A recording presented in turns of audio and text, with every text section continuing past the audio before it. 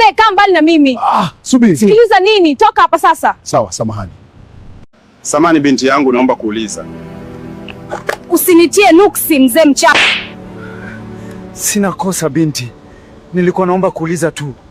Siku nyingi usinisogele.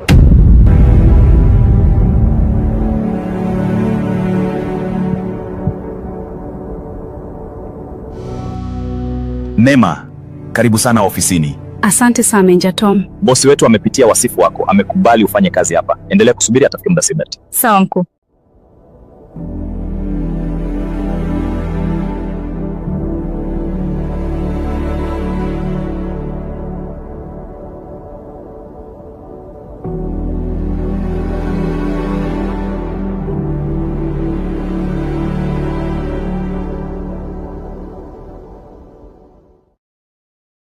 Samahani binti yangu, naomba kuuliza.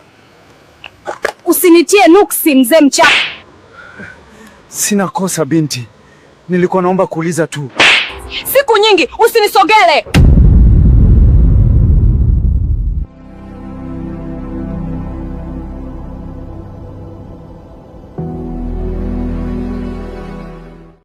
Vipi Neema? Unamfahamu bosi wetu? Mbona umeshtuka kumwona?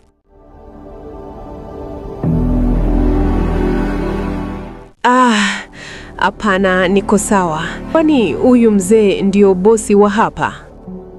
Ndiyo, huyo ndio bosi wetu na unatakiwa kujiamini. Sina mashaka Meneja Tom. Naweza kwenda msalani kwanza?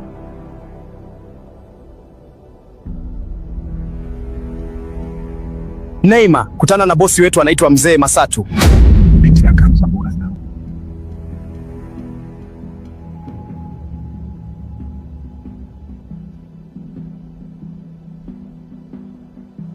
Binti, kwa nini hauna amani?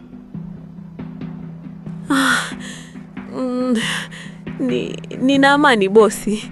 Ninahisi tu kubanwa na haja kubwa. Kumbe Madhi amekubana. Leo utajinyea hadharani. Bosi, tatizo ni hingi. Binti, kwa nini ulinipiga vibao na kunitukana?